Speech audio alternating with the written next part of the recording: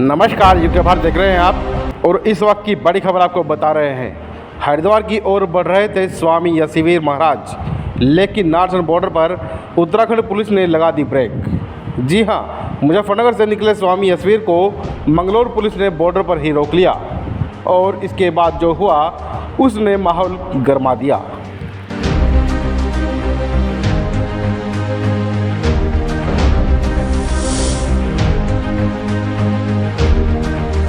Border पर रोके जाने के बाद भी स्वामी यशवीर का तेवर जरा भी ठंडा नहीं पड़ा।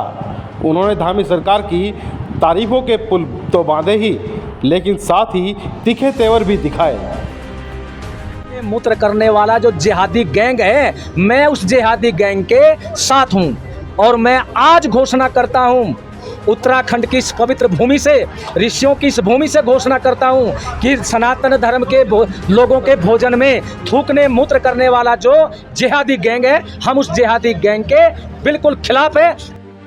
स्वामी यशवीर ने कहा कि नाम बदलकर कांवड़ यात्रा में दुकानें लगाने वालों पर कड़ी कार्रवाई होनी चाहिए।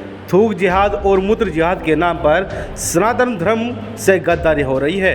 जो थूकने मूत्र करने वाला जिहादी गैंग है, उनके षड्यंत्रों से बचाना ये हमारा परम कर्तव्य है। हम सन्यासी हैं। स्वामी यशवीर महाराज यही नहीं रुके, किसान नेता नरेश टिकैत पर भी तंज कस डाला।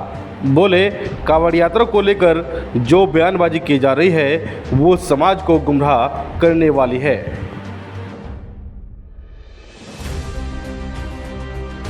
ने जो ये कहा है गलत कहा है। भारत की संस्कृति पर और कांवड़ यात्रा पर सीधा सीधा प्रहार है और कह रहे हैं ऊंची आवाज में न बजाए। क्यों ऊंची आवाज में क्या मतलब है? कह रहे इससे हार्ट अटैक वाला होता है। अरे सनातन धर्म के नाम पर जब रेडियो बजती है, डीजे बजते हैं, तब लोगों के पेट में दर्द होता है और लोगों को हार्ट अटैक की होती है। और जब दिन में 5 बार नमाज की आवाज़ ऊंचे स्वर में आती है, किसी के पेट में दर्द नहीं होता, किसी का हार्ट अटैक नहीं होता। और रमजान ये मुसलमानों का होता है, सनातन धर्म के लोगों का नहीं होता। लेकिन रमजान के समय पर 2 बजे ही जब रेडियो बजनी प्रारंभ हो जाए, अब तहरी का समय हो गया है, उठिए भोजन बनाइए, तब नहीं किसी ने कहा रे हमारी नींद हराम कर दी। और अब सुनिए मुजफ्फरनगर की वायरल रेस्टोरेंट घटना पर स्वामी यशवीर का बड़ा बयान। मीडिया पर लगाए आरोप, बोले घटना को तोड़ मरोड़ कर दिखाया गया, जबकि रेस्टोरेंट में काम करने वाले मुस्लिम ही थे। देखिए, मैंने पहले दिन कह दिया था, पैंट उतारने की जो घटना है, मारपीट की जो घटना है, ये झूठी है। एक मुस्लिम पत्रकार वहाँ पहुँचा, उसने कहा इसको नया मोड़ दे दे, हिंदू मुस्लिम दे दे कि क्या कहूँ, अपना नाम गोपाल बता। उसने गोपाल बता कि अपना नाम ये बताने के बाद ये को मेरी पैंट उतारी गई, मेरी पिटाई हुई। तो ये सारा मीडिया वालों को दे दिया। अब मीडिया वालों को सत्य से कोई लेना देना नहीं होता। मीडिया वालों को तो चटपटा चाहिए, और चटपटा चाहे वो जो है भोजन करने वाले को, चाहे वो हानिकारक भी हो, वो उसे ही खा लेते हैं। तो मीडिया वालों ने यही चला दी। लेकिन उन्होंने ये नहीं कहा, जिस समय ये घटना बताई गई राष्ट्रीय स्तर की मीडिया हमारे साथ थी। अरे अगर ये घटना होती पीटने की, कपड़े उतारने की, पैंट उतारने की, तो मीडिया के जो कैमरे हैं उसमें कैद होते ना, कैद जैसे आप यहाँ हमारी हर बातें आप कैच कर रहे हैं। लेकिन वो नहीं बताया किसने, बस उसका वही दिखा दिया। लेकिन हमने कहा ये झूठी खबर है। और फिर जो आप जैसे समझदार मीडिया वाले थे, उन्होंने कहा भाई महाराज जी की बात में दम भी तो हो सकता है।